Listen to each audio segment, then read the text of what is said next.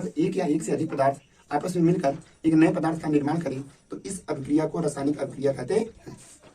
उदाहरण के लिए देखिए, यहाँ पर हमारे पास H2 है और Cl2 है, इन दोनों को मिलाया गया तो मिलने पर इनको HCl बन गया।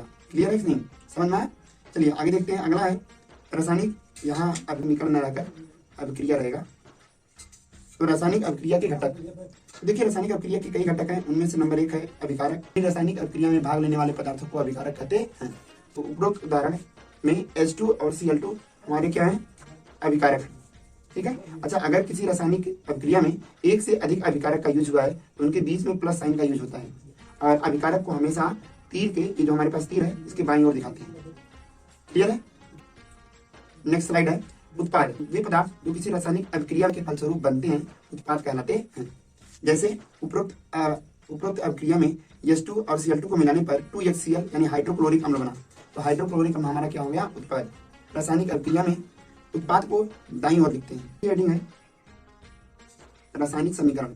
तो रासायनिक समीकरण क्या होते हैं, देखिए किसी रासायनिक अभिक्रिया में भाग लेने वाले सभी अभिकारकों और बनने वाले उत्पादों को उनके प्रतीकों के द्वारा व्यक्त करना ही रासायनिक समीकरण कहलाता है। सकते हैं हमारे पास एक रासायनिक अभिक्रिया है, इसमें जिंक लिया गया है और यहाँ पर सांद्र सल्फ्यूरिक अम्ल लिया गया है। तो इन दोनों को मिलाने पर बन गया JnSO4 यानी जिंक सल्फेट बना और हाइड्रोजन गैस का निर्माण हुआ। इस पूरी अभिक्रिया को यहाँ पर प्रतीकों में लिखा गया है और इसी अभिक्रिया को हम बोलेंगे रासायनिक समीकरण। ठीक है, समझ में आया कि नहीं यार? अरे बोलो भाई, सिंपल सी बात है, किसी रासायनिक अभिक्रिया को प्रतीकों के रूप में लिखा दो तो ये हमारा रासायनिक समीकरण हो गया। डन। चलिए अब अगला है हमारे पास रासायनिक समीकरण का महत्व। तो रासायनिक समीकरण क्यों लिखते हैं, तो देखिए इसके निम्न महत्व है। नंबर 1, अगर हम किसी रासायनिक अभिक्रिया को, यदि हम किसी रासायनिक अभिक्रिया को रासायनिक समीकरण के रूप में लिखते हैं तो इसको प्रतीक के रूप में लिखना आसान होता है, यानी यह संक्षिप्त रूप में लिखा जाता है। ठीक है, पहली चीज। दूसरा, इसमें भाग लेने वाले अभिकारकों और बनने वाले उत्पादों दोनों के प्रतीकों का ज्ञान हो जाता है। क्लियर है, दोनों के प्रतीकों का ज्ञान हो जाता है। तीसरा, किसी रासायनिक अभिक्रिया में एक यौगिक के कितने अणु या परमाणु भाग ले रहे हैं हमें ज्ञात हो जाता है, यानी रासायनिक अभिक्रिया में भाग लेने वाले सभी तत्वों के परमाणुओं की संख्या का ज्ञान हो जाता है। और चौथा, यहाँ पे देखिए है नहीं क्या, अवस्था का ज्ञान हो जाता है। इसका अवस्था का ज्ञान हो जाता है।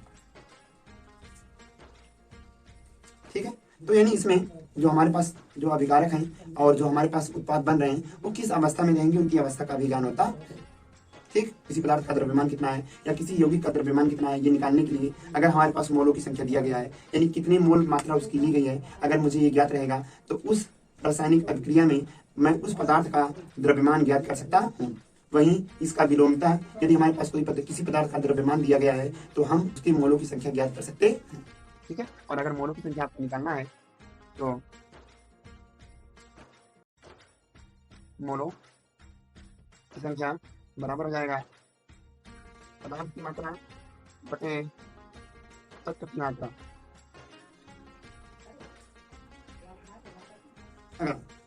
अगला हेडिंग है रासायनिक समीकरण के प्रकार। देखिए रासायनिक समीकरण दो प्रकार के होते हैं रिएक्टेंट। एक होता है असंतुलित रासायनिक समीकरण। इस असंतुलित रासायनिक समीकरण को कंकाली समीकरण भी कहते हैं। असंतुलित रासायनिक समीकरण, जिस रासायनिक समीकरण में अभिकारक और उत्पादक के परमाणुओं की संख्या समान नहीं होती उसे असंतुलित या कंकाली समीकरण कहते हैं। तो यहाँ देखिए H2 है, O2 है और यहाँ पर हमारे पास बन गया H2O। आप यहाँ पे देखेंगे LHS लिख दीजिए और यहाँ लिख दीजिए RHS। अगर यहाँ पे हाइड्रोजन के परमाणु को लिखा जाए तो आप देखेंगे लेफ्ट हैंड साइड में हाइड्रोजन के कितने परमाणु हैं, 2, और ऑक्सीजन के कितने परमाणु हैं, 2। लेकिन राइट हैंड साइड में आप देखेंगे तो हाइड्रोजन के कितने परमाणु हैं, 2, और ऑक्सीजन के कितने, 1। तो ये बैलेंस नहीं है।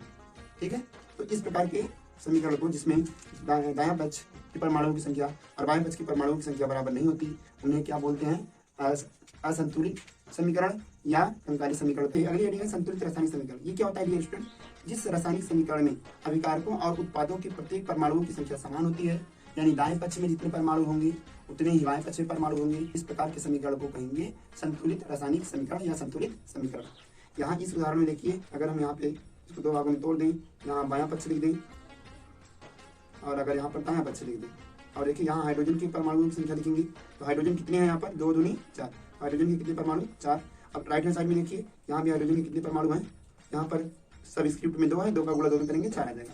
और ऑक्सीजन कितना है यहाँ पर देखिए, बाएं पक्ष में ऑक्सीजन कितने हैं, 2, और दाएं पक्ष में ऑक्सीजन, यहाँ पे 2 का इसमें गुणा होगा तो यहाँ भी इसकी 2 गुणी। तो इस प्रकार से हम कहेंगे यहाँ पर बाएं पक्ष में परमाणुओं की संख्या और दाएं पक्ष में परमाणुओं की संख्या समान है।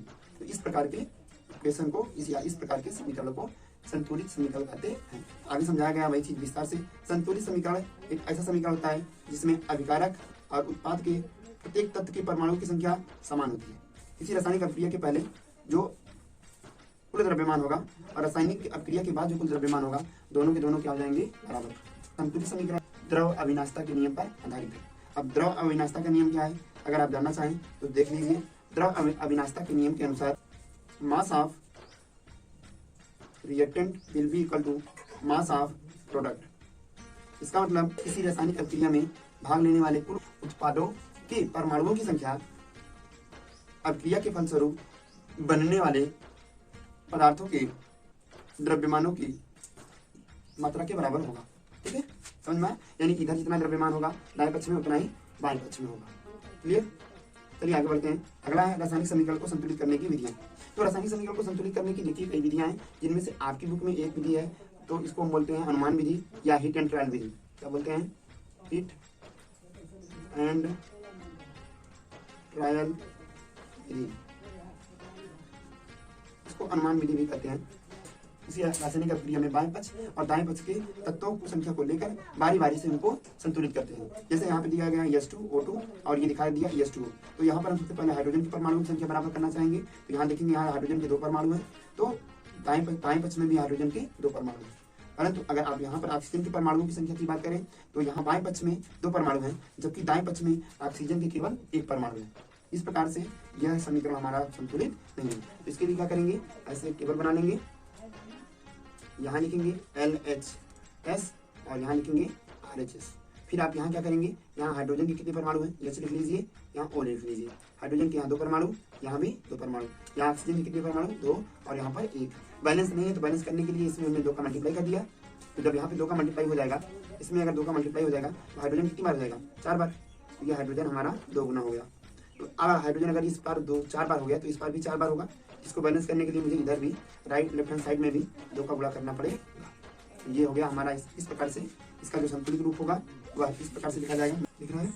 और यहाँ पर ऑक्सीजन कितने हैं, ऑलरेडी ये बैलेंस। अब देखिए हाइड्रोजन के 4 परमाणु और यहाँ पे 2 लिख दीजिए। यहाँ भी हाइड्रोजन के 4 परमाणु, संतुलन की जांच कर लेते हैं। इस वीडियो में इतना ही, मिलते हैं अगले वीडियो में। तब तक के लिए कीप करें। अपने महत्वपूर्ण सुझाव को आप हमें कमेंट से बताइए। आपके सुझाव से हमें एक नई ऊर्जा मिलती है। ठीक है, तो वीडियो अगर अच्छा लगा तो अपने दोस्तों को शेयर कर दीजिए, लाइक कीजिए और एक प्यारा सा कमेंट्स जरूर कीजिए।